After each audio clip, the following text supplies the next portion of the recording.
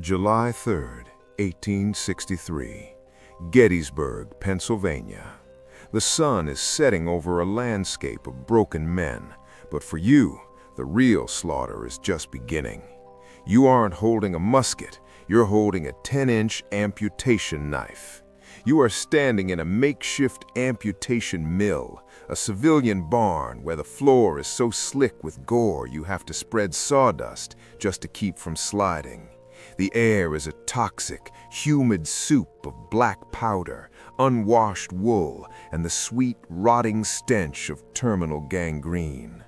Look at your hands. They are stained a deep, permanent crimson up to the elbows. Look at the window. There is a pile of severed arms and legs stacked 6 feet high, discarded like cordwood, attracting a swarm of flies so thick it looks like a black cloud. Now, look at the boy on your table. He's 19. He's gripping a leather strap between his teeth so hard his gums are bleeding. His eyes are wide, locked on yours, pleading for a miracle you cannot give. A jagged lead Minié Ball has struck his femur. It didn't just break the bone, it detonated it into 1,000 porcelain shards embedded in the muscle. There is no fixing this. In 90 seconds, you have to take that leg at the hip, or the surgical fever will claim him before the sun rises. This isn't a hospital, it's a factory of survival, where mercy is measured in the speed of a blade. Welcome to the old school of pain. You are a Civil War surgeon, and your life is a constant gamble against the rot. Before we open the surgeon's kit, hit subscribe to enter the archive. Today, we're using 2026 ballistic mapping and chemical residue analysis to prove why these surgeries were both a miracle and a death sentence. To understand the horror, you have to understand the ballistics. The Mi-858 caliber Minié Ball was the most efficient bone crusher ever devised. Unlike modern high-velocity rounds that zip through tissue, these soft lead slugs were slow and heavy. When they hit a human femur, they flattened out like a mushroom. They didn't just pass through, they transferred 100% of their kinetic energy into the bone, turning it into secondary shrapnel. As a surgeon, you don't have the luxury of time. You have 400 men lying in the mud outside, and only 2 assistants. You are practicing meat grinder medicine. You move from a man with a rotting gut wound to a fresh amputation without ever washing your hands or your tools. Why would you? You don't know what a germ is. You believe in miasma, the idea that bad smells cause disease. To you, laudable pus, that thick yellow discharge from a wound, is a sign of success. In reality, it's the sound of the clock ticking down. Every time you pick up that blood-crusted bone saw, you are playing a lethal game of Russian roulette.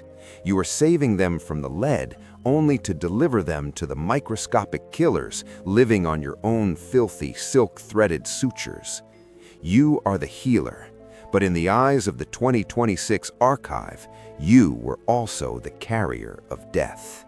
For over a century, Hollywood fed us the lie of the bite-the-bullet era. They portrayed these surgeries as conscious torture, but the 2026 archive has debunked the myth. High-sensitivity mass spectrometry, performed on surgical kits recovered from the wilderness battlefield, has revealed high concentrations of chloroform and ether embedded in the metal pores of the tools. You weren't a butcher. You were a pioneer of the chemical sleep. Even in a collapsing barn, you were administering anesthesia. You would soak a sponge, place it over the soldier's nose, and wait for the muscular relaxation. Most men were unconscious when the saw hit the bone. The real horror wasn't the pain of the cut, it was the silent epidemic that followed.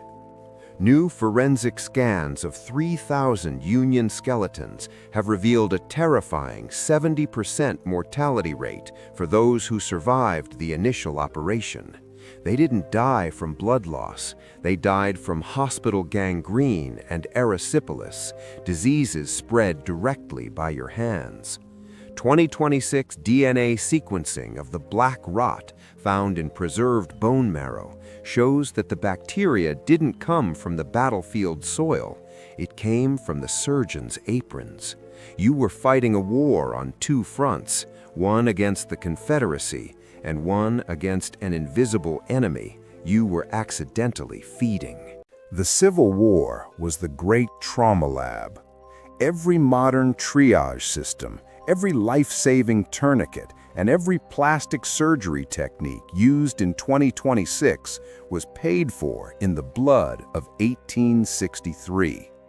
We live longer today because these surgeons were willing to operate in the dark, covered in the filth of a collapsing world. They were the ones who turned the slaughter of a nation into the foundations of modern emergency medicine. Before the archive closes for tonight, I have a question for you. This is our archive poll. Imagine you are that surgeon. The boy on the table is your own brother. You know that if you cut, he has a 70% chance of dying from a slow, agonizing infection caused by your own tools. But if you don't cut, he will certainly die of gangrene within 24 hours. Do you pick up the saw and pray for the 30% chance? Or do you let him die whole, without the trauma of the blade, knowing you chose his peace over his survival? Drop your choice, A for the saw, B for the peace, in the comments below. I'll be reading and hearting the most compelling ethical takes from the archive community. If you want to see the 2026 evidence of how the Vikings performed brain surgery without any anesthesia at all, click the video on your screen right now. Every story in the archive is a lesson in what it takes to survive. Stay curious, stay alive. The archive is closed.